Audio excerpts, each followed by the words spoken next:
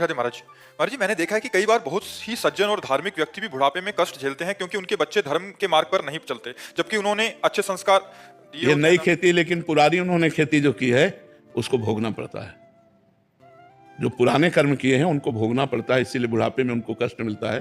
तो अगर हम आज अव्यवस्था में हैं, दुख में हैं और धर्म से चलते रहे, तो कल हमने वो कर्म किया है जो हमें दुख दिखा रहा है। इसलिए सोचनीय विषय नहीं है, सोचनीय विषय कि अब हमारा नया कर्म न बिगड़ पावे। अब हमारा कर्म न बिगड़ पावेगा तो हमारी बन जाएगी, नहीं तो भोगना पड़ेगा, अवश्य भोगना पड़ेगा। जवानी बहुत होश में बितानी चाहिए। अगर जवानी में अपराध बन जाते हैं तो फिर बुढ़ापे में भोगने पड़ते हैं, फिर आगे जन्म भी भोगने पड़ते हैं।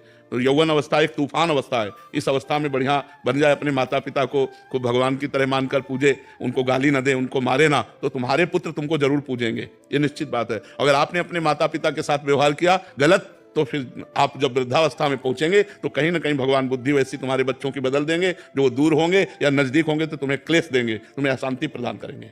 श्याम जी इंदौर से। हाँ, श्री हरिवंश। श्री हरिवंश महाराज जी। महाराज जी, किसे सच्चा भक्त कहा जाए, जो हरदम भगवान का नाम जपे या जो दूसरों की सेवा करे? दोनों काम जो करे, दोनों काम जो करे उसे सच्चा भक्त कहते हैं। जो भगवान का नाम स्मरण करते हुए दूसरों की सेवा करे।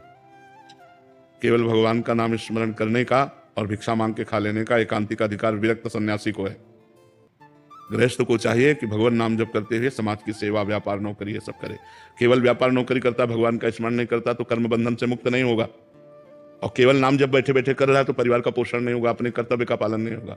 तो कर्तव्य का पालन और भगवान का स्मरण एक साथ होना चाहिए। तस्मात् सर्वेषु कालेषु माम अनुस्मर युद्ध च, भगवान आदेश करते हैं। युद्ध माने कर्तव्य का पालन, और माम अनुस्मरण मेरा स्मरण। जो नाम जप करते हुए अपने कर्तव्य का पालन करता है वही उत्तम भक्त है, वही उत्तम साधक है। एकांत में बैठकर निरंतर मन को परमात्मा में लगाना, सब कर्मों से निवृत्त हो जाना, ये तो सन्यासी का लक्षण है। लेकिन गृहस्थ का भगवान नाम स्मरण करते हुए अपने धर्म का, अपने कर्तव्य का, अपनी पदवी का पूर्ण रूप से ईमानदारी से पालन करना, ये भक्त का लक्षण है। समझ पा रहे हैं आप? जैसे आप शुरू से साधना में रहे, तो मैं कहना चाह रहा हूँ कि कभी आपको भी किसी ने निरुत्साहित किया था कि तुम्हारे बस की बात नहीं, जैसे भजन सबसे डिफिकल्ट चीज है पूरे वर्ल्ड में? ऐसों का संग ही नहीं हुआ, हमारा संग हुआ है सिद्ध महापुरुषों का, जो निरंतर ब्रह्माकार भगवताकार, जिनके देखते ही आग लग जाए कि मैं परमात्मा प्राप्ति कैसे करूं। ऐसा संग ही नहीं हुआ। गंगा किनारे ऐसे लोग थोड़ी मिलते हुआ था। सिद्धों का गढ़ है, एक से एक भगवत प्राप्त महापुरुषों के दर्शन होते रहे तो एक नई आग जलती रही कि मैं कैसे इस सिद्धावस्था को प्राप्त करूं, मैं कैसे ब्रह्मबोध प्राप्त करूं, ये लगन लगी रही। ऐसे लोगों का संग ही नहीं हुआ भगवान की कृपा से। मेरा प्रश्न मतलब इसमें ये था कि अब जैसे हमें लोग मिलते पड़े हमारे, तो आप बोलते कि सलाह लेनी जरूरी है, क्या करना चाहिए? पढ़ाई के विषय में पूछ रहे हैं महाराज जी कि मतलब कोई निरुत्साहित करे, तेरे बस का नहीं है ये बनना।